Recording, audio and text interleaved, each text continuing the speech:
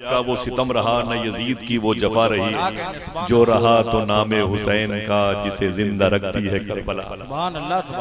हजरात, इस 1500 साल में बड़ी बड़ी हुकूमतें आईं और मिट गईं। बड़े बड़े बादशाहों के नाम सोने के सिक्के पे लिखे रहते थे, उनकी कब्रें मिट गईं। बड़े बड़े शाहाने जमाना की तस्वीरें उनके चांदी के सिक्कों पे लगी रहती थी, वो खत्म हो गईं। बड़े बड़े तुर्रम खां के नाम के स्टिकर उलमा और अइम्मा अपने खुतबे में लेने पर मजबूर थे। आज उनके मकबरों पर कुत्ते बैठे हुए हैं। हिलाकू खान मिट गया, उसका पोता चंगेज खान की कब्र का नामो निशान न रहा। यजीद और यजीदियत मिट गई, लेकिन 1500 साल हो गए, हुसैन का नाम भी जिंदा है और हुसैन की औलाद भी जिंदा है, हुसैन के आशिक भी जिंदा है। क्यों? ये बात खुद इमाम हुसैन ने कही थी, यजीदियों मुझे शहीद करके तुम्हें कुछ न मिलेगा, तुम फना हो जाओगे, जब तक मेरे नाना का नाम बाकी है नवासे का भी नाम बाकी है। अल्हम्दुलिल्लाह रब्बिल आलमीन, ये बात याद कर लो कि इस जमीन की जब तक ये चादर मौजूद है जिक्र हुसैन होता रहेगा। आसमान बगैर पिलर के जब तक जिंदा है जिक्र हुसैन होता रहेगा। ये समुंदर की लहरें हुसैन को याद करने वाली, ये पलकों का झपकना हुसैन के इंतजार में, दिलों का धड़कना हुसैन की मोहब्बत में, समातों के रास्ते से दिलों को मुतमईन करना इन आवाजों के शोरों होगा, ये हुसैन की अजमत के मुतल्लिक़ है। अल्हम्दुलिल्लाह रब्बिल आलमीन, ये बात याद कर लें। दूसरी बात यह है कि अगर कोई हमारी जमीन की प्लाटिंग में सपोर्ट करता है तो हम उसके एहसान को याद करते हैं। अगर कोई हमारी बेटियों की रिश्ते की बात करता है तो हम उसके एहसान को याद करते हैं। अगर कोई शख्स एक मुबारक मस्जिद के लिए जमीन का इंतखाब करता है तो हम उसके एहसान को याद करते हैं। राह चलते हुए हमारी सवारी का इंतजाम किसी ने कर दिया तो हम उसके एहसान को याद करते हैं। अगर किसी ने सर्दी के मौसम में चाय पिला दी तो उसके एहसान को याद करते हैं। गर्मी के मौसम में ठंडा पानी पिला दिया तो हम बरसों उसका जिक्र करते रहते हैं। साहिबो सोचो उस हुसैन को कैसे भूल जाएं जिसने हमें जहन्नम से निकाल के जन्नत का पता, जिसने हमें प्यास से निकाल करके आबे कौसर के करीब किया है, जिसने हमें अदम से उठा करके वजूद का जामा, जिसने हमें नफी से निकाला और इस बात की टोपियां अता फरमाई हैं, जिसने हमें मुर्दा दिलों से निकाला और जिंदगी अता फरमाई। 1800 यजीदी करबला के मैदान में मरे थे। बड़े बड़े इख्तलाफात होते हैं इस टॉपिक पर, लेकिन 1800 यजीदी मरे थे मैदान करबला में। 13 मुहर्रम को 11 मुहर्रम शरीफ को बताया गया था कि ये नशे में लथपथ लोग जब सुबह उठे यजीदी तो उनकी नमाज जनाजा पढ़ी और उनको कफन दिया। 1800 कब्रें बनाई गई मैदान करबला में और इमाम हुसैन की लाश को उस टेम्परेचर में वैसे ही मसल करके छोड़ दिया जिसमें के टुकड़े किए। जिस टेम्परेचर के बारे में किताब का नाम है काफिला क्यों लुटा। आपके पास मोबाइल है, गूगल में सर्च कीजिएगा सलाम के बाद। ऐसा नहीं कि अभी सर्च करोगे तो नहीं मिलेगा, अभी मिल जाएगा, लेकिन जरा सा रुक जाए। गूगल में सर्च कीजिएगा, किताब का नाम है काफिला क्यों लुटा। उस किताब में राइटर अफगानिस्तान का है, रहता है अमेरिका। उस किताब में उसने जब करबला के चैप्टर को ऑन किया तो लिखता है जिस जमीन को करबला कहते हैं उस जमीन पे कभी कभी सख्त गर्मी के दिनों में जो टेम्परेचर होता था वो 120 तक पहुंच जाता। डॉक्टर साहब बैठे हुए हैं, पता करें तो मेरे हिसाब से भी 50 के ऊपर तो नहीं होगा। मोबाइल में देख लें आप, नहीं होगा। और अगर 60-65 हो जाए तो हॉस्पिटल में जगह नहीं रहती। 70 हो जाए तो कस्बे और शहर से ज्यादा लोग कब्रिस्तानों में रहने लगते हैं। इसके ऊपर चला जाए तो इंसान ऊपर चला जाता है। ये 120 टेम्परेचर वाली जमीन में उस वक्त कितना टेम्परेचर था उसने ये नहीं लिखा। करबला ये वादी ये तफ ये नैनवा की जमीन का टेम्परेचर इतना होता था। किताब का नाम है काफिला क्यों लुटा। फिर वो कहता है अजीब बात है, इतनी सख्त गर्मी में इमाम हुसैन ने अपनी नस्ल को भी बचा लिया और अपने नाना के दीन को भी बचा लिया। सुभान अल्लाह। ऐ हुसैन तुझ पर लाखों सलाम। अच्छा, अजीब बात है, आपका कुछ काम होता है, कोई फायदा होता है, तब कुर्बानियां देते हैं, तब आप मेहनत करते हैं, मशक्कत करते हैं, आप तकबदो करते हैं, आप जिद्दोजहद करते हैं, कोई फायदा होता है तब बड़ी से बड़ी कुर्बानी देते हैं। सवाल यह है कि हुसैन का फायदा क्या है। हुसैन और हसन जिनके बारे में हुजूर ने फरमाया ये जन्नती नौजवानों के सरदार हैं, इनकी माँ फातिमा ये जन्नती औरतों की सरदार है। दिल कहे तो सुभान अल्लाह बोलो। सुभान अल्लाह। और इनके बाप अली अरब के नौजवानों के सरदार हैं और इनका नाना मैं मुहम्मदुर रसूलुल्लाह रसूलों का सरदार हूं। सारी सरदारी सिमट गई जहां पर उसको खानदान अहले बैत के पंजतन टुकड़े कहते हैं। फिर क्या जरूरत है उन्हें करबला जाने की? वो करबला गए थे आपके लिए और मेरे लिए, ताकि नाना का दीन पहुंच जाए। जरा उठाओ अपने हाथ और लब्बैक या हुसैन कह के बताओ, दीन आप तक पहुंचा कि नहीं पहुंचा? दीन आप तक पहुंचा कि नहीं पहुंचा? बोलो भाई, पहुंचा कि नहीं पहुंचा? इसी को हुसैन की जीत कहते हैं। यही मकसद हुसैन था कि मेरे नाना का दीन 3000 किलोमीटर पे लखनऊ के करीब छोटी सी बस्तियों में रहने वालों के घरों में ईमान का चिराग बनकर रोशन हो जाए। ये ख्वाहिश हुसैन जिंदा है कि नहीं? फिर से बोलो हाथों को उठा के, लब्बैक या हुसैन, लब्बैक या हुसैन, लब्बैक या हुसैन, लब्बैक या हुसैन। मुरादे मुस्तफा है। कभी जिंदगी में वक्त मिले तो चलो करबला इंशाअल्लाह।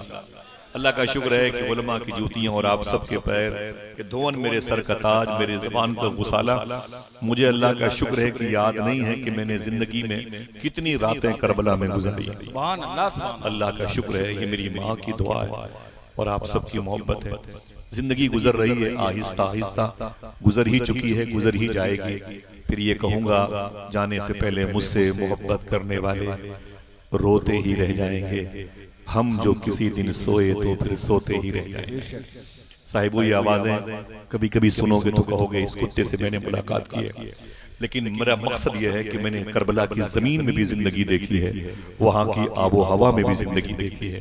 1800 यजीदियों की कब्रों को अपने अंदर जाहिर करने वाला बेल्ट जिसे करबला कहते हैं, 1800 कब्रें बनी थी। समझ रहे हैं? लेकिन अभी इंशाअल्लाह, दिल से बोले इंशाअल्लाह, अभी आपका जब सफर होगा करबला का, इंशाअल्लाह बोलने में क्या दिक्कत है भाई? इंशाअल्लाह आप देखेंगे 1800 कब्रों में एक भी कब्र यजीद बाकी नहीं, लेकिन हुसैन के गुंबद पे 40 टन सोना लगा हुआ है। सुभान अल्लाह। 20 किलोमीटर दूर से अंधों को भी नजर आ जाता है और बताता है कि न जियाद की वो जफा रही, न यजीद का वो सितम रहा, जो रहा तो नामे हुसैन का, जिसे जिंदा रखती है करबला। समझ रहे हैं? बैठे अदब और एहतराम से ये आजमाइशें, ये इम्तिहानात हुए क्यों? मुझे इस हवाले से थोड़ी सी बात करनी है। आप अगर चाहें तो तवज्जो से अदब और एहतराम के साथ समाअत कर लें। बिस्मिल्लाहिर्रहमानिर्रहीम। वलनबलुवन्नकुम बिशैइन मिनल खौफ वल जू' व नक़्सिम मिनल अमवाल वल अनफुस वस्समरात वबश्शिरी साबिरीन। तवज्जो सुनना, अब न कोई नारा है न कोई हंगामा है। थोड़ी सी बात सुनने, दूर से आया हूं और बहुत दिनों के बाद की कोशिश के बाद आया हूं। जिसका जिक्र है उसकी मर्जी थी, हम सब इकट्ठा हुए हैं। अल्लाह आप सबके आने को अपनी बारगाह में कबूल फरमा ले। आमीन। तवज्जो सुनिएगा, बहुत कम इस किस्म की मजालिस में इस किस्म के लोगों से मुलाकात की तौफीक मिलती है। आज मिली है तो आइए 2-2-4 करते हैं ना इंशाअल्लाह। अल्लाह ने कुरान शरीफ में इरशाद फरमाया। मेरा सवाल आपसे है, तवज्जो रखना भाई, न कोई मोबाइल की तरफ जाए न कोई बेवजह इधर उधर देखे, हंसी मजाक करे, माँ बहनें भी सुने। अल्लाह ने कुरान में इरशाद फरमाया, वलनबलुवन्नकुम, हम जरूर जरूर तुम्हें आजमाएंगे। ये कुरान में कहा गया। जल्दी बोले, कुरान में जब कहा गया तो कुरान पढ़ता कौन है? बोलो भाई, ये कुरान पढ़ता कौन है? मोमिन पढ़ता है, मुसलमान पढ़ता है, कौन पढ़ता है?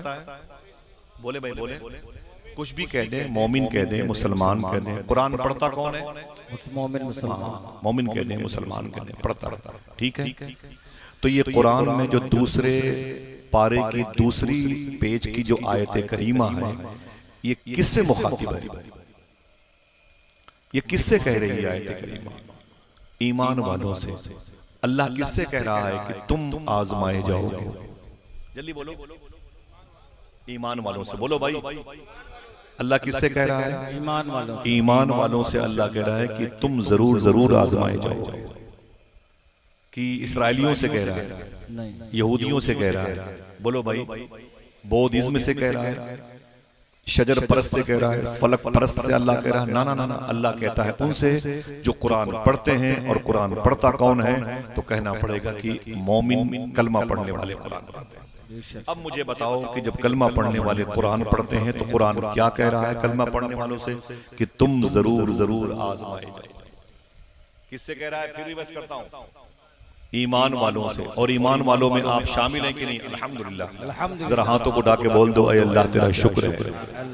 तो अगर थोड़ी सी आजमाइशें आती हैं तो फिर हम हंगामा क्यों करते हैं? थोड़ी सी आजमाइशें आती हैं तो हम ये क्यों कहते हैं कि हम ही नमाज पढ़ें, हम ही पर जुल्म हो?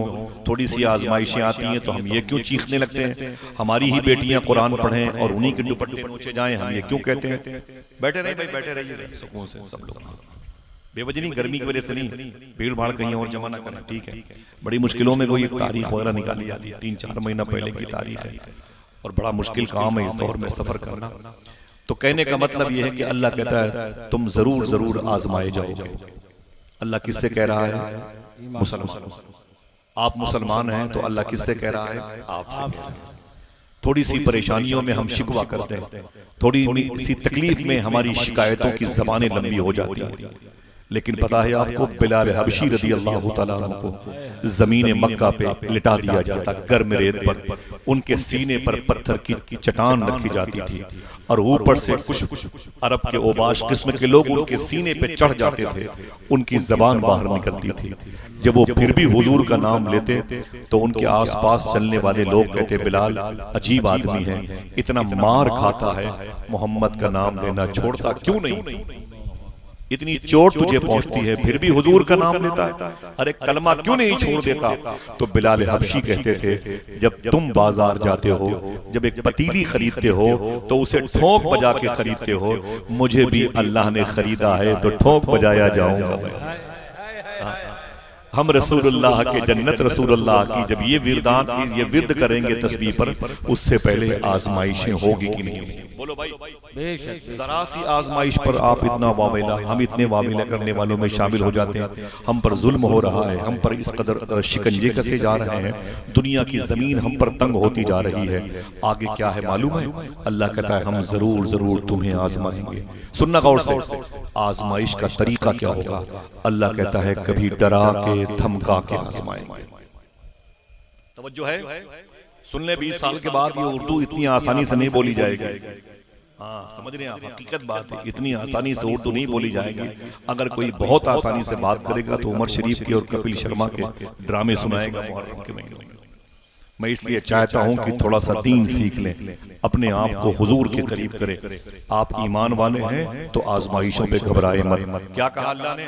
आजमाइश का तरीका क्या होगा? ये नहीं कि बिजली का बिल ज्यादा आ जाएगा, ये नहीं कि आपके लिबास महंगे हो जाएंगे। अल्लाह कहता है हम तुम्हें जरूर जरूर आजमाएंगे। आजमाइश का तरीका क्या होगा? अल्लाह कहता है तुम्हें डराएंगे, धमकाएंगे, डरा के धमका के तुम्हारी आजमाइश होगी। इसके बाद अल्लाह क्या कहता है मालूम है? वल्जू, तुम्हें भूख से आजमाएंगे। तवज्जो है मेरी? फिर बताओ अल्लाह ने किससे कहा? क्या कहा? भूख से आजमाएंगे। भूख किसे कहते हैं? पूछे डॉक्टर साहब से। चाहे किसी को पिस्टल से शूट करें, AK-47 राइफल से, किसी को कोई जहर देके मारे, किसी को टॉर्चर करके मारे। साइंस कहती है कि दुनिया में सबसे डेंजर मौत अगर कोई है तो भूख की होती है। साइंस कहती है दुनिया में सबसे दर्दनाक मौत अगर किसी की होती है तो भूख की होती है। जब आजमाइशों में आप आए तो आपने और हमने चीखना शुरू कर दिया। बताऊं कैसों की भूख से आजमाइश हुई है। ये मक्का शरीफ और मक्के में काबा और काबे शरीफ से 7 किलोमीटर के फासले पर मिना है और मिना के आगे मुजदलफा है, मुजदलफा के आगे अरफात है, अरफात से आधे घंटे का फासला है गदीर खुम का, जहां हुजूर ने अली का हाथ पकड़ के फरमाया था जिसका मैं मौला उसका अली मौला। तो ये काबा है और काबे से 7 किलोमीटर के फासले पर मिना की वादी है। इस दरमियान में 7 किलोमीटर वादी में 60 नबियों की गायबाना तौर पर मज़ारात मुबारका हैं। ये वो नबी हैं जिनकी मौतें भूख की वजह से हुई। समझ रहे मेरी बात? बहनों तुम भी सुनना, एक वक्त की रोटी ससुराल में न मिले ना तो तलाक की नौबत आ रही है। हम क्या ख्वाब ईमान बचा के जाएंगे दुनिया से? एक बोटी कम पड़ जाए तो बारात वापस चली आ जाए। शीरमाल के टेबल पे न होने से लाठियां चल गई। उन्हें पता ही नहीं है कि अल्लाह ने कहा है कि तुम आजमाए जाओगे। हम आजमाइश से इतने घबरा गए, लेकिन ये कहते रहे कि हम रसूलुल्लाह के जन्नत रसूलुल्लाह। नारा तो ये लगा रहे थे और जब आजमाइश आई तो हमारा शिकवा हो गया। आज मालूम है इमाम जाफर सादिक इमाम जाफर सादिक, ये कौन है मालूम है? इनके अब्बू का नाम है इमाम बाकिर।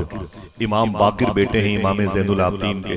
देखना है कितनी देर के बाद आप सुभान अल्लाह कहते हैं। इमाम जाफर सादिक के अब्बू का नाम इमाम बाकिर, इमाम बाकिर के अब्बू का नाम इमाम ज़ैनुल आबिदीन, इमाम ज़ैनुल आबिदीन बेटे हैं इमाम हुसैन के, इमाम हुसैन भाई हैं इमाम हसन के, इमाम हसन बेटे हैं मौला अली के, और मौला अली शौहर हैं मखदूमा फातिमा के, और मखदूमा फातिमा बेटी हैं रसूलों के सरदार।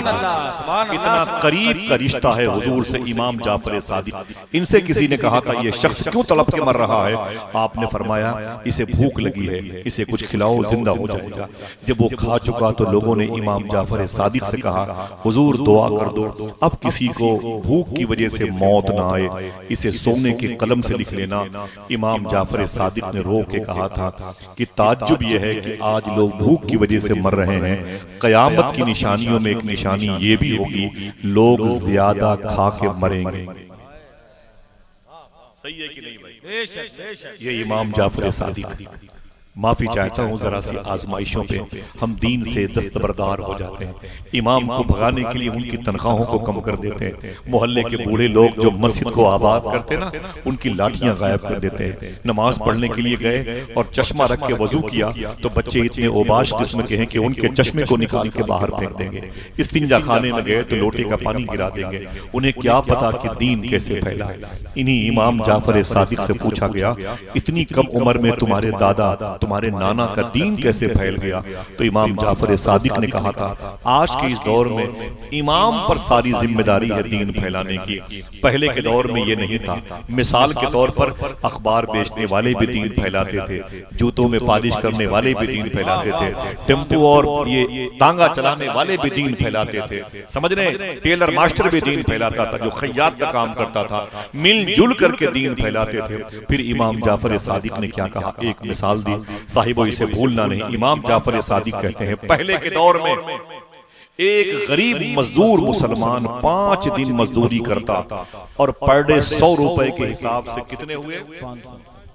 ऊंची बोले भाई। 500 रुपए हुए। मिसाल के तौर पर इमाम जाफर सादिक फरमाते हैं 500 रुपए मजदूरी हुए। मजदूरी मिली उसको 5 दिन में। वो 500 रुपए की मजदूरी लाता और 200 रुपए राशन लेकर के अपने घर में जाता। कितने बचे? 300। कितने?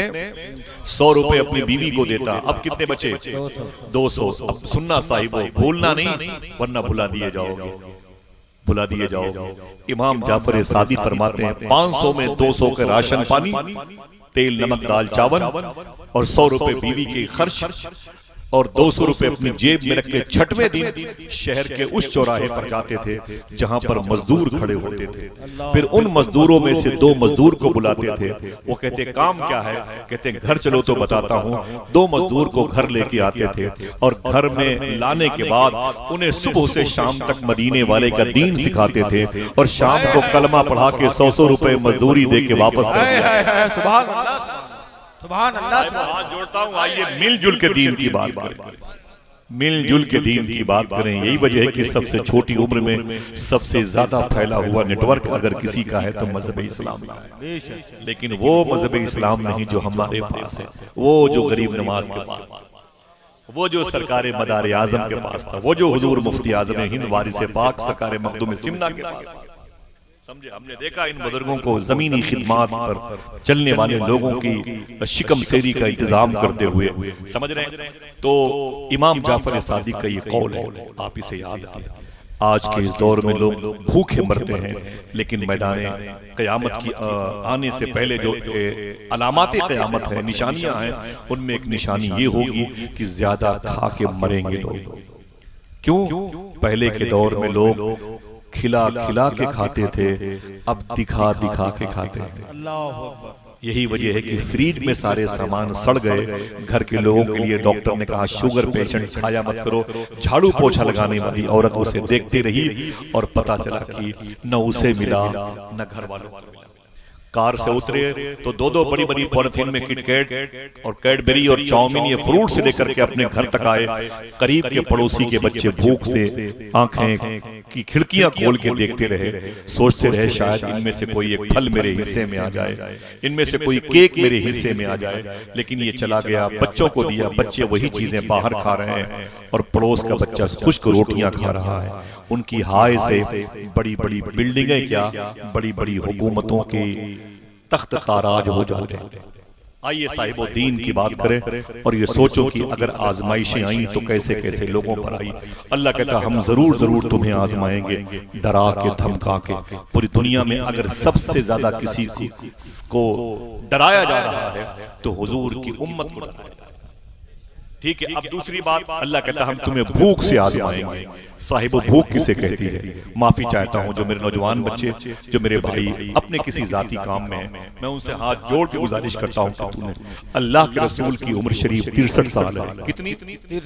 63 साल है। हुजूर की 63 साल की उम्र में 53 साल मक्के के और 10 साल मदीने के। लेकिन मक्के के 3 साल हुजूर के बताऊं कहां थे? अल्लाह के रसूल का सोशल बाइकाट किया गया था। कभी आपने किसी से पूछा नहीं और ना हमने कभी बताया आपसे। अल्लाह के रसूल का सोशल बाइकाट किया गया, हुजूर का हुक्का पानी बंद किया गया था। समझ रहे हैं आप? अल्लाह के रसूल का हुक्का पानी बंद किया गया। मैंने फिर कहा ना, अगर आप सगी बहन के यहाँ जाएं और आपको नाश्ता मिलने में देर हो जाए तो आप रिश्ते तोड़ देते हो, गरीब बहनों से रिश्ते तोड़ देते हो। अपने दोस्तों के यहाँ जाओ, वक्त पर खाना न मिले तो सेल्फी से कहते हो कि इस कुत्ते के यहाँ आने की क्या जरूरत थी जब मुझे खिलाने पिलाने की इसकी औकात नहीं थी। हम ये कहते हैं, तवज्जो सुनना, 3 साल तक अल्लाह के रसूल सल्लल्लाहु अलैहि वसल्लम का सोशल बाइकाट किया गया, हुजूर का हुक्का पानी बंद किया गया। ये मक्का शरीफ में काबा शरीफ है और काबे शरीफ के दाएं तरफ ये जबल अबू कुबैस है और उसके आगे हुजूर की पैदाइश का वो मुबारक एरिया है। पीछे एक कुबरी है, एक सुरंग है जो मिना मुजदलिफा अरफात की तरफ जाती है। उसी के बाएं एक घाटी थी जिसको शेबे अबी तालिब कहा जाता था। इस घाटी में अल्लाह के रसूल को 3 साल के लिए कैद किया गया था। आप चीखते हो कि हमें जेलों में ठूंसा जा रहा है, हम चीखते हैं कि हमारे भाइयों को जेल में डाल दिया गया, बेकसूर थे, सिर्फ चेहरे पर दाढ़ी थी, इस बुनियाद पर सजा दी गई। आप कहते हो कि अजान दे दिया खुल करके तो उस पर FIR हो गया। आप कहते हो कि मेरी बहन के सर पे दुपट्टा था, लोगों ने उसे खींच लिया। मैं बताऊं हुजूर, ये तो कोई ना कोई जुर्म की निशानी हमारे साथ चलती है। अल्लाह के रसूल सल्लल्लाहु अलैहि वसल्लम के सहाबा का जुर्म क्या था? यही जुर्म था कि उनके दिल में हुजूर की मोहब्बत थी। उसी घाटी में हुजूर को, हुजूर के गुलामों को 3 साल के लिए कैद करना। मैं आपसे वादा करवाता हूं कभी भूलना नहीं पूरी जिंदगी। मालूम है हुजूर के सहाबा के पास खाने के लिए क्या था? बताऊं आपको, भूलना नहीं और न हंसना। मेरी गुफ्तगू में इस किस्म की कोई भी तफरीह जिंदगी नहीं होती। मालूम है हुजूर के सहाबा से पूछा गया 3 साल के लिए आप वहां क्या खाते थे? मालूम क्या कहा हुजूर के सहाबा ने? रो करके, जब खजूरें खत्म हो गई, राशन पानी खत्म हो गया तो हमारी चप्पलों में जो चमड़े लगे हुए थे उसे हम चाकू से काट करके उसे पानी में भिगो भिगो के खाया करते थे। ये अल्लाह के रसूल की निगाहों के सामने फरमाया था कि ये हमारे साथ आजमाइशें थी। हमारे सामने खाने के लिए कुछ भी नहीं था, खजूरें खत्म हो गई तो उसकी गुठलियां हम खाते थे, और जब गुठलियां भी खत्म हो गई तो चप्पलों में जो चमड़े लगे होते हैं उस चमड़े को काट काट करके पानी में भिगो भिगो के हम खाया करते थे। अल्लाह अकबर। आज बारात वापस चली जाती है, अगर एक बोटी कम पड़ जाए, दूल्हा अपने सेहरे को नोच के फेंक देता है, कहता है मेरे साथियों की इज्जत क्यों नहीं की गई? अल्लाह कहता है हम तुम्हें भूख से आजमाएंगे। सुनना इसके बाद अल्लाह ने क्या कहा? आपको शायद न पता हो, मोबाइल के जरिए से देखा हो, अल्लाह का शुक्र है कई मुल्क का मैंने सफर किया है। मैंने उजड़ते हुए बगदाद को भी देखा, ईरान को भी देखा, बहुत सफर किया मैंने इराक और ईरान का। हुजूर गौस पाक की बारगाह में, उनकी अम्मी जान की बारगाह में 18 लाख मुसलमान मार दिए गए। आपकी सेहत मुतासिर नहीं हुई, आपको एहसास तक नहीं हुआ। 70,000 के मोबाइल में कभी देखें कि मुल्क शाम सीरिया में 16 लाख लोग कैसे मार दिए गए। हम समझते हैं हमारे साथ कुछ नहीं होगा, हुकूमतें तब्दील हो जाएंगी, माहौल बेहतर हो जाएगा। ना ना ना ना ना, अगर हम बेहतर नहीं होंगे तो माहौल कभी बेहतर नहीं होगा। हम बेहतर नहीं होंगे तो माहौल कभी बेहतर नहीं होगा। हम बिगड़े इसलिए हमारे ऊपर हुकूमत करने वाले लोग बिगड़ गए। मालूम है क्या है? अल्लाह कहता है इसके बाद बिशैइन मिनल खौफ, तुम्हें खौफ से आजमाएंगे। फिर अल्लाह कहता है वल्जू, तुम्हें भूख से आजमाएंगे। इसके बाद का जुमला सुनना, अल्लाह कहता है वनक्सिम मिनल अमवाल, तुम्हारे मालों में खराबी पैदा करके तुम्हें आजमाएंगे। ये कुरान की बात है जिसे हमने बहुत हल्के में ले लिया। ये कुरान का तसव्वुर है। ये इनकलाब और सहारा और जो है खातून मशरिक और जराइम का चैप्टर नहीं है। सुनो साहिबो, पढ़े लिखे लोग हो तो सुनो, कुरान में यही वही कुरान है। ये वही कुरान है जिस कुरान के बारे में 17 मरतबे कोशिश के बाद चांद पर जाने वाले नील आर्मी स्ट्रॉन्ग से पूछा गया कि 17 मरतबे नासा के लोगों ने, नासा पर जाने वाली टीम ने कोशिश की थी चांद पर जाने के लिए और गए नहीं, तुम कैसे चले गए? देखना है कौन कौन सुभान अल्लाह कहता है। तो आज से 65 साल पहले चांद पर जाने वाले नील आर्मी स्ट्रॉन्ग ने कहा था हमने बड़ी कोशिश की थी, हम भी जा नहीं पा रहे थे, वो तो मुसलमानों के नबी पर नाजिल होने वाली कुरान की तिलावत ने मुझे चांद पर पहुंचा दिया। माशाअल्लाह, सुभान अल्लाह, सुभान अल्लाह। ये नील आर्मी स्ट्रॉन्ग के जुमले हैं, इसे लिख लें। वो कहता है 15वां पारा मैंने पढ़ा था, सुब्हानल्लज़ी अस्रा बिअब्दिही लैलन मिनल मस्जिदिल हराम इलल मस्जिदिल अक़सा। इस आयत में 65 साल पहले सबसे पहले चांद पर जाने वाले शख्स ने कहा था, इस आयत ने मेरी गाइडिंग की थी, तब मैं चांद पर पहुंचा। जिसको हमने चुमने चाटने किताब समझ रखा है, घरों में हो और उसे कोई देखने वाला ना हो, मस्जिदों में हो 40 साल से कोई जुज़दान तब्दील ना करे। सूफी सुल्तान में फरमाते हैं हम पनीर और पकौड़े खाने के लिए 70 किलोमीटर दूर चले जाते हैं। कभी अपने बेटे को लेके मस्जिद नहीं गए कि मस्जिद में झाड़ू लगा दे, चटाइयां गंदी हैं उसे अपनी बीवी बच्चों से धुलवा दे, उसके जुज़दान फट गए हैं 50 साल से। मेरी माँ बहनों को भी तौफीक नहीं है कि 3-3 हजार के गर्मी के मौसम के आम दिनों के कपड़े पहनने के लिए खरीद लेंगे, लेकिन 2 मीटर मखमल का कपड़ा नहीं खरीदेंगे। उसे जुज़दान बना दे खरीद कर और जुज़दान बना के मस्जिद भेज दे, पुराने जुज़दान को दरिया में या कब्रों में दफन कर दें और नए जुज़दान में इतर लगा करके अल्लाह के कलाम को साया अता कर दें, ताकि अल्लाह के रसूल मैदान महशर में मुझे साया अता कर दें। ये हमें तौफीक नहीं होती है। 3-3 हजार रुपए का तोला हम इत्र इस्तेमाल करते हैं। सूफी साहब कहते हैं लेकिन मुसलमानों को ये तौफीक नहीं होती है कि वही इत्र लेकर कभी मस्जिद में चले जाएं, कुरान के पारों पे लगा दें, उसकी दीवारों पे लगा दें, जमीन पर लगा दें। जब कोई आशिक सजदे में जाए तो 3 मरतबे कहने वाला हो सुब्हान रब्बियल आला। जब उसे खुशबू मिले वो तस्बीह बढ़ा दे, तस्बीह वो बढ़ाएगा, सवाब आपके खाते में आएगा। क्या कहा था बाबा फरीद शकर ने? एक शख्स ने कहा बाबा मैं आपकी तकरीर बहुत सुनता हूं लेकिन बातें असर नहीं करती हैं। बाबा फरीद शकर ने कहा था अगर मेरी तकरीर तुझे असर नहीं करती है तो ये काम कर। कहा क्या? कहा तेरे मोहल्ले में कोई मस्जिद है? कहा जी हुजूर। कहा चले जाया कर। कहा क्या करूंगा? कहा उसमें झाड़ू लगाया कर। कहा इससे क्या होगा? कहा तू खुदा के घर को साफ करेगा, खुदा तेरे दिल को साफ कर देगा। सुभान अल्लाह, सुभान। मुसलमानों के बच्चों को ब्रांडेड चीजें पहनने का बड़ा शौक है, बड़ी बात है। अल्लाह मुबारक फरमाए, अच्छी चीजें पहना करो, अच्छी चीजें इस्तेमाल किया करो, अच्छे खाना खाया करो, अच्छी चीजें पहनाया करो, अच्छी चीजें अपनी बहन बेटियों को लाया करो, लेकिन पहनने के बाद अल्लाह का शुक्र भी तो अदा कर लिया।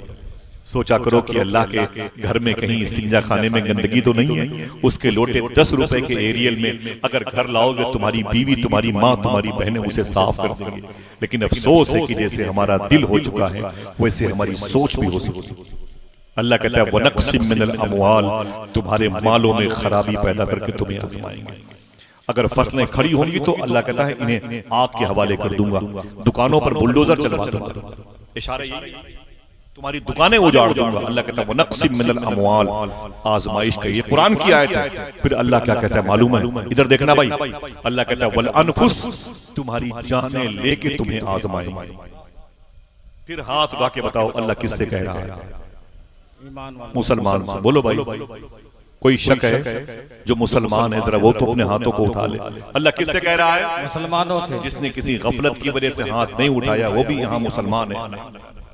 तवज्जो ना रही होगी, ठीक है, आपको तकलीफ ना हो, आप मुसलमान हैं। फिर पूछता हूँ, अल्लाह कहता है वल अनफुस, तुम्हारी जानें लेके तुम्हें आजमाएंगे। फिर बोलो अल्लाह किससे कह रहा है? मुसलमानों से। मुसलमान आप हैं, अल्लाह का शुक्र है। बोलो अल्लाह का शुक्र है। अल्लाह का शुक्र। हाथ उठा के बोलो ऐ अल्लाह तेरा शुक्र है, बहुत बड़ी नेमत है। जो नेमत अबू लहब को न मिली हुजूर की हयात में, जो नेमत अबू जहल को न मिली हुजूर की जिंदगी में, जो नेमत यजीदी ज़हनियत के मालिकान को न मिली हुसैन के होते हुए, वो नेमत हम जैसे फकीरों के हिस्से में आई है। जरा कहते क्यों नहीं ऐ अल्लाह तेरा शुक्र है, ऐ अल्लाह तेरा शुक्र है। बड़े बड़े लोगों को, नेतन्याहू को, व्लादिमीर पुतिन को, ट्रम्प जैसे कुत्तों को अल्लाह ने ये नेमत नहीं दी, हम जैसे गरीबों और फकीरों को अता फरमा। बेशक सुभान अल्लाह। साइकिल से चल के जलसे में आए हैं, पैदल चल के जलसे में आए, तो क्या हुआ भाई, क्या हुआ? पैदल चल के अल्लाह ने हमारे दिल में अपने हबीब की मोहब्बत रखी है। सबसे बड़ी नेमत तो हमारे पास मौजूद है, गाड़ी घोड़ा हो या चाहे, समझ रहे, अल्लाह के रसूल का इश्क तो मौजूद है। अल्लाह कहता है वल अनफुस, तुम्हारी जाने लेके तुम्हें आजमाएंगे। इसके बाद क्या कहा अल्लाह ने? वस्समरात, तुम्हारे फ्रूट्स को, ये खड़ी बाग होगी आम की, अल्लाह कहता है इसे नुकसान पहुंचा देंगे, तुम्हें आजमाएंगे। ये अमरूद की खड़ी खेतियां होंगी, अल्लाह कहता है इसे खत्म कर देंगे, फ्रूट्स, और इसमें नस्लों को भी शामिल कर लो, अपनी सोच को भी शामिल कर लो। अल्लाह कहता है सब खत्म कर दूंगा। वदनबलुवन्नकुम बिशैइन मिनल खौफ वल जू व नक्सिम मिनल अमवाल, तुम्हारे मालों में खराबी, वल अनफुस, तुम्हारी जानें लेकर के, व समरात, तुम्हारे फ्रूट्स को नुकसान पहुंचा के हम जरूर जरूर तुम्हें आजमाएंगे। और अगर आजमाइश में कामयाब हो गए तो अल्लाह कहता है वबश्शिरी साबिरीन, सब्र करने वालों के लिए इनाम ही इनाम, सुभान अल्लाह, सब्र करने वालों के लिए बशारतें ही बशारतें हैं। आप मुझसे कहते हो हम ही कुरान पढ़े, हम ही आजमाइश में, हम ही जलसे में जाएं और हम ही आजमाइश में, हम ही अपने माँ बाप की खिदमत करें, हम ही जेलों में ढूंसे जाएं, हम ही अल्लाह उसके रसूल के घर को आबाद करें, हज उमरा सफर करें, ज़ियारतें करें, यहाँ से अजमेर और कलियर एक कर दें, और हमारी ही बहन बेटियों के सर से दुपट्टे खींचे जाएं। ऐसा हमारे साथ क्यों होता है? हमारे घर में जवान मौतें हो गई, हम कुरान भी रोज पढ़ते फिर भी मौतें होती हैं। साहिबो ये सवाल आपका मेरी नजर में बेहतर नहीं है, और अगर आप कहो नहीं मेरा सवाल बेहतर है, तो आइए मैं बताता हूं कि ये आयत हुजूर पर नाजिल हुई और हुजूर के घर में कितनी आजमाइशें आई हैं। तैयार रहिएगा। अल्लाह के रसूल सल्लल्लाहु अलैहि वसल्लम अपनी माँ के आमीना के पेट में थे, 3 महीने के हुजूर गोद में नहीं थे, माँ के पेट में थे, तब हुजूर के अब्बू का मदीने में इंतकाल हो गया। मेरी बात सुन रहे हैं? मैं माफी चाहता हूँ, गर्मी बहुत ज्यादा अल्लाह की तरफ से, लेकिन डॉक्टर साहब का हुस्न इखलास अल्लाह कबूल फरमाए। मैं कहना क्या चाहता हूँ, अल्लाह के रसूल सल्लल्लाहु अलैहि वसल्लम अपनी माँ के पेट में हैं, अभी हुजूर जमीन पर नहीं आए, अभी तो अपने बाप को देखा भी नहीं, अभी 3 महीने हुए हुजूर अपनी माँ के पेट में आए हुए, और हुजूर के अब्बू का मदीने में इंतकाल हो गया। पैदा होने से पहले हुजूर के अब्बू दुनिया से चले गए। इससे बड़ी आजमाइश क्या होगी बताएं आप? इससे बड़ी आजमाइश क्या होगी? आका करीम सल्लल्लाहु अलैहि वसल्लम के अब्बू के इंतकाल की खबर जब हुजूर की मां अम्मी आमीना को दी गई, तो मालूम है आपको, आपने अपने घर को सजा रखे थे। आज मेरा शौहर आएगा, आज मेरे सर का ताज आएगा, आज मेरा सर ताज आएगा। जनाब अब्दुल मुत्तलिब आपके ससुर अब्बू कहते हैं, मैं अपनी बहू के पास गया रोते हुए, तो मेरी बहू ने कहा था, दादा जान, बाबा जान, आप क्यों रो रहे हैं? खानदान के लोग क्यों रो रहे हैं? तो आपने फरमाया, बेटी खुश क्यों है? आपने फरमाया, मेरा शौहर आने वाला है, जनाब अब्दुल्ला आने वाले हैं, मेरे पेट में जिसकी मोहब्बत की निशानी है वो आने वाले हैं, मेरे अब्बू, मेरे शहजादे के अब्बू आने वाले हैं। जनाब अब्दुल मुत्तलिब ने कहा, तेरी खुशी की वजह ये और मेरे रोने की वजह ये है, आमीना भूल जा अपने शौहर को, तेरा शौहर अब कभी नहीं आएगा। कहा क्यों? कहा मदीने में दारे नाबगा मोहल्ले में उसका इंतकाल हो गया। अल्लाह के रसूल की माँ अभी 23 साढ़े 23 साल की है कि जमीन पर गिर पड़ी। तजल्लियात रहमतुल आलमीन में लिखा है, जब आपको होश आया तो आपने एक कलाम लिखा जिसको मरसिया कहते हैं, मरासी कहते हैं। उस कलाम को अगर कोई नर्म तबीयत का इंसान सुन ले तो उसके दिल के टुकड़े टुकड़े हो सकते हैं। तब खानदान की औरतों ने तसल्लियां दी थी, आमीना घबरा मत, परेशान मत हो, जब अकेले तुझे तेरे शौहर की याद आए तो मुझे बताना, हम तेरी दिलजोई के लिए आ जाएंगे, हम तेरी खबरगिरी के लिए आ जाएंगे, हम तेरी तन्हाई को अंजुमन में तब्दील करेंगे। तो अम्मी आमीना ने क्या कहा था? जाओ जाओ, मेरी फिक्र ना करो, मेरी फिक्र ना करो। कहा क्यों? कहा मेरे शौहर ने इंतकाल से पहले मेरे पेट में जो मेरी मोहब्बत की निशानी छोड़ रखी है, जब मक्के वाले सो जाते हैं तो वो निशानी मुझसे चुपके बातें किया करती है। जाओ, मेरी फिक्र ना करो, जाओ। हुजूर की आजमाइश। और बताऊं आपको, और जब अल्लाह के रसूल की उम्र शरीफ 6 साल की हुई, कोई बच्चा है 6 साल का इसमें? वो बिटिया बैठी है मेरी, वो छोटी सी बच्चियां बैठी हैं दो, ये शायद होंगी 6 साल की। इन बच्चियों को मैं स्टेज पे लाऊं और मैं कहूं कि आप देख लो इन बच्चियों की, इन बच्चों की उम्र 6 साल की है। सुनना साहिब, वो 6 साल की उम्र थी। अल्लाह के रसूल सल्लल्लाहु अलैहि वसल्लम की अपनी माँ के साथ हुजूर ने 470 किलोमीटर का सफर किया था। मक्के से पहली मरतबे हुजूर मदीने शरीफ आए थे। अब मदीने शरीफ से हुजूर अपनी माँ के साथ वापस मक्के जा रहे थे। दरमियान में एक पहाड़ी है, उस बेल्ट को बोलते हैं अबवा शरीफ। अबवा शरीफ, उसी बेल्ट पर जब हुजूर पहुंचे अपनी माँ को लेकर के, तो हुजूर की माँ की तबीयत अलील हो गई। अभी उम्र कितनी है हुजूर की? 6 साल। जो 6 साल का बच्चा हो उसको देख के भूलिएगा यार 6 साल की उम्र कितनी होती है। अल्लाह के रसूल की माँ की उम्र तकरीबन 27 या 28 साल की थी। भरी जवानी है मेरी माँ आमिना, रसूलों के सरदार की माँ की। आपकी तबीयत अलील हो गई। हुजूर की आंखों में आंसू आ गए। हुजूर कभी अपनी माँ के होठों को चूमते, कभी अपनी माँ की पेशानी को चूमते, कभी अल्लाह के रसूल अपनी माँ के हाथों को चूमते। मेरी माँ इस दस्ते गुर्बत में तुझे तकलीफ हो गई, अपने बस में जितना था हुजूर के जाहिरी कंट्रोल में अपनी माँ की खिदमत करते रहते। काफिले के लोगों ने बुलाया, ऐ मोहम्मद। मेरे आका फरमाते क्या बात है? कहा काफिले को मक्का लेके जाना है, काफिला जाने वाला है, इसमें बिजनेस के सामान खराब हो जाएंगे। 6 साल के मोहम्मद अरबी ने कहा था, ऐ मक्के वालों अभी मत जाओ। कहा क्यों? कहा मेरी माँ खड़ी नहीं हो सकती, मेरी माँ चल नहीं सकती, मेरी माँ उठ नहीं सकती, मेरी माँ की तबीयत अलील है। सुने सुने सुने, मेरी माँ बीमार बहुत है। तो काफिले के लोगों ने कहा मोहम्मद हम तेरी माँ के लिए 2 दिन इंतजार करते हैं और 2 दिन के बाद काफिला जाएगा। मेरे आका फरमाते हैं 2 दिन के बाद रब की मर्जी होगी।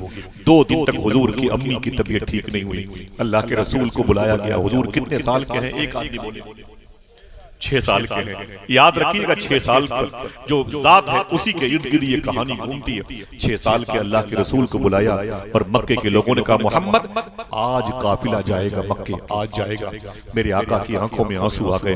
कहा काफिले वालों मत जाओ, मत जाओ, मुझे और मेरी माँ को छोड़ के मत जाओ, मुझे और मेरी माँ को छोड़ के मत जाओ, मेरी माँ की तबीयत ठीक नहीं है। तो काफिले के लोगों ने मालूम क्या कहा था? ऐ मोहम्मद हम तेरी माँ के जिम्मेदार नहीं। समझ रहे हैं? ऐ मोहम्मद हम तेरी माँ के जिम्मेदार नहीं है। ऐ मोहम्मद तू जान तेरी माँ जान, हम तेरी माँ के जिम्मेदार नहीं है। बहुत गौर सुनना, हम तेरी माँ के जिम्मेदार नहीं है, तू जान और तेरी माँ जाने। आका करीम सल्लल्लाहु ताला अलैहि वसल्लम की आंखों में आंसू आ गए। काफिले के लोगों ने हुजूर सल्लल्लाहु ताला अलैहि वसल्लम को देखा और छोड़ करके हुजूर को चले गए। छोड़ करके आका करीम सल्लल्लाहु ताला अलैहि वसल्लम को तशरीफ देखें।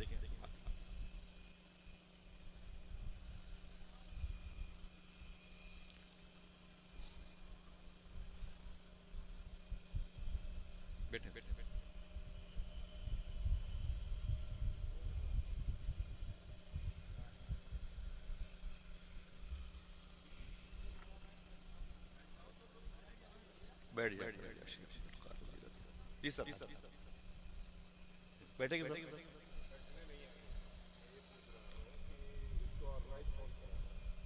देखिए वो डॉक्टर साहब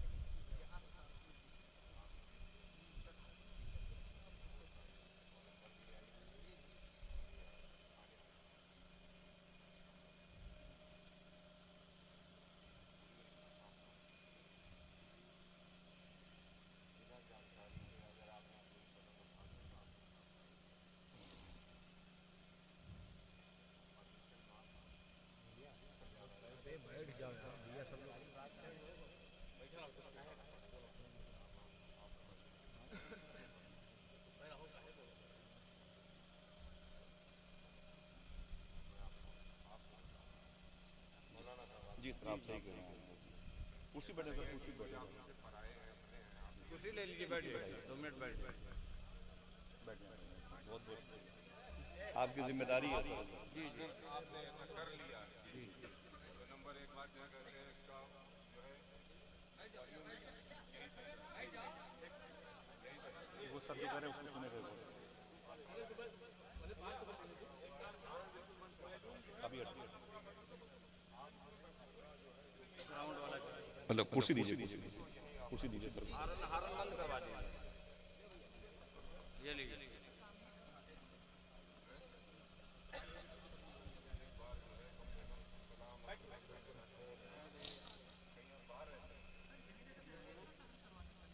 नहीं सर कह रहे हैं वही, एक पटरी इन्फॉर्मेशन